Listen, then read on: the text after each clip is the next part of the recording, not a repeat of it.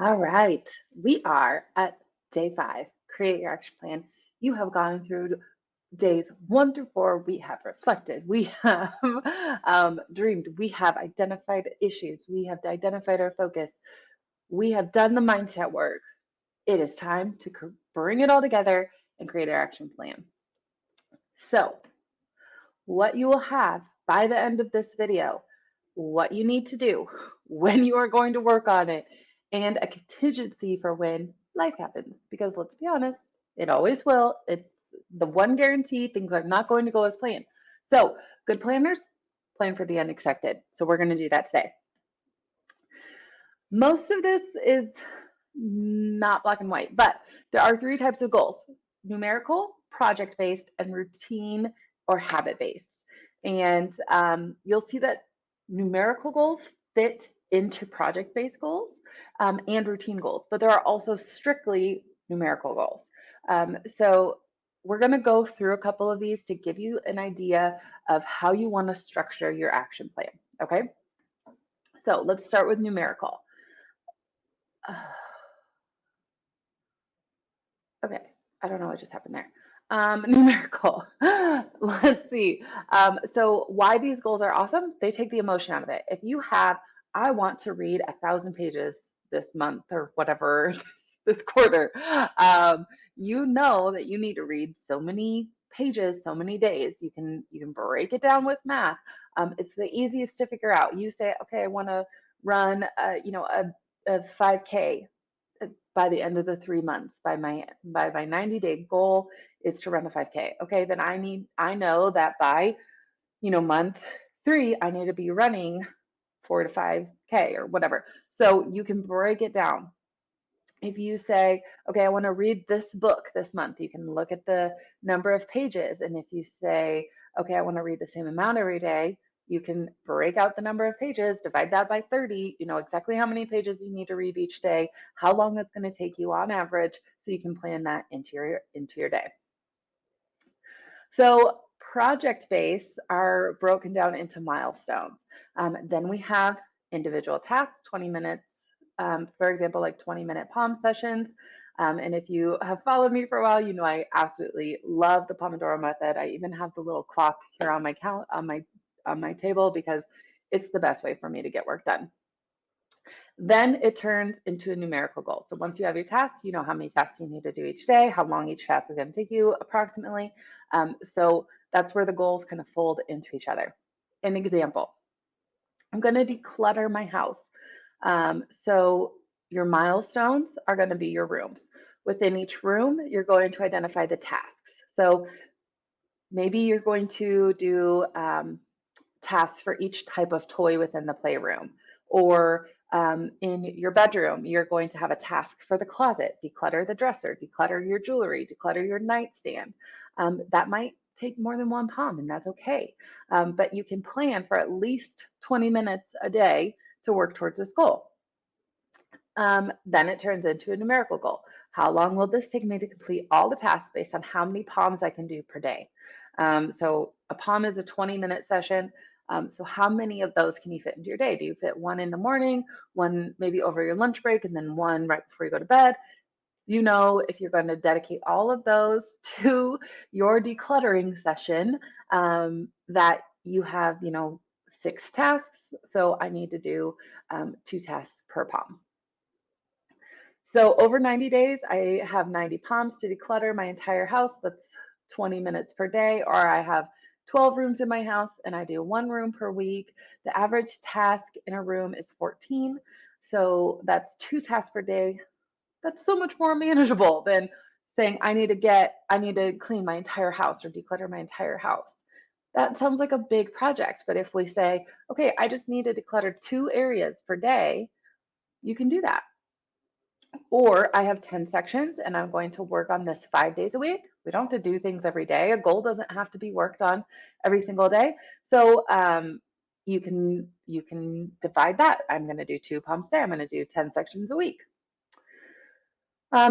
Going back and referencing yesterday, this is going to help convince your brain that you can do this. It's much easier to say, I just need to clean out the nightstands than it is to say I'm going to declutter my entire house. All right, so let's talk about routine-based goals. So this is something you're trying to get in the habit of doing. Great ways to do this. Again, tiny tasks. We're going to habit stack and decide when and how often. So let's talk about this. One of the routine structures that I personally created is the anchor routines. These routines are great bookends for your day. They anchor your days, beginning and ending, with your anchor routine.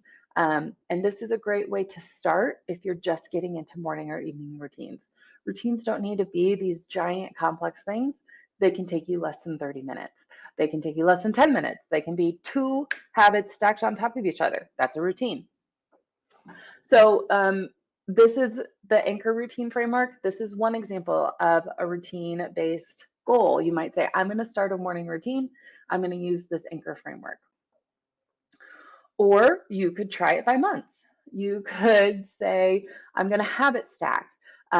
So I am going to week 1, I'm going to drink 8 cups of water. Week 2, I'm going to drink 8 cups of water plus I'm going to do a protein shake for breakfast. Week 3, I'm going to add on a little bit more. Week 4, I'm going to do, the things I've done for week 1 through 3, plus work out 30 minutes a day. So that is weekly, or you could do it by month, however you want to do that. So this is an example of habit stacking to create your routines. So let's do another example. I want to run a 5K routine. I get up and work out every morning. Your habit is I'm going to plug in my headphones every night before bed. Your numerical goal is save $1,000 per quarter. Routine, take my lunch. Habit, meal prep on Sundays. So we're taking our goal and we're breaking it down into what my routine needs to be and then what my habits need to be to support that routine. Okay? Again, overcoming obstacles. We got to plan for the unexpected because life is going to happen. There's maybe going to be a day where you sleep through your alarm. Great, have an anchor routine ready. So that way you can just pop up, do the absolute bare necessity to get out the door. Or if you're afraid of this happening, or this happens regularly now, you can choose to move your alarm to the other side of the room. Okay, so let's say you have been focusing on eating healthy, or you're focusing on saving money, so you're eating at home and you forgot to thaw the meat for dinner. Girl, we've all been there. So you can either have pantry meals ready to go, or you can scope out a healthy takeout meal that fits into your plan so that if you realize at work, oh, I forgot to put the chicken down, you're like, great, I'll hit this place on the way home, problem solved. And I'm still working towards my goal. Again, using the same example as before, it was raining in the morning. I was planning to go for a run. Great. I'm going to either do the pivot to this indoor cardio, or I'm going to plan for 3 times a week instead of committing to every day if that's not realistic for you. So one of the things that I think isn't always talked about is that we need to communicate these plans to the people that they're going to impact, right? We are the mom, we are the hub, we are the sun, we are the center of our families. And so with our goals, a lot of times come changes. We're wanting to improve our lives and the lives of our families through a lot of these goals that we set. I see this all the time with women. So what to communicate to your team, to your family.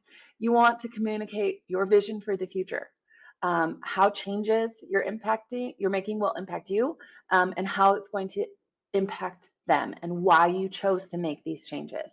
Okay, so if you are switching up a routine, you need to communicate to that to kids. Why are you doing this?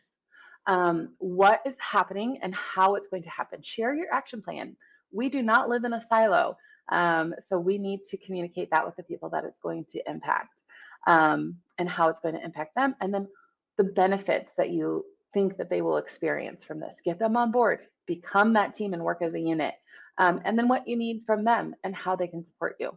So if you have a goal that's, for example, you're studying for a certification. Okay, you say, here's my vision for the future. I want to go after this job, or I'm studying to pivot my career. How this is going to look in practice is I'm meeting with a study group every Wednesday night. You can support me by, making sure that you get your own routine done on Wednesday nights, or being good for grandma as she watches you, whatever that may be. Communicate what you need from them and how this is going to benefit them in the future. Maybe that certificate is going to allow you to make more money and you guys will be able to go on vacations, or whatever that may be. Just open communication is only going to help your family unit and you achieve these goals. The other key factor is having accountability. Having accountability and getting buy-in for the changes you're making will increase your chances of success by 95%.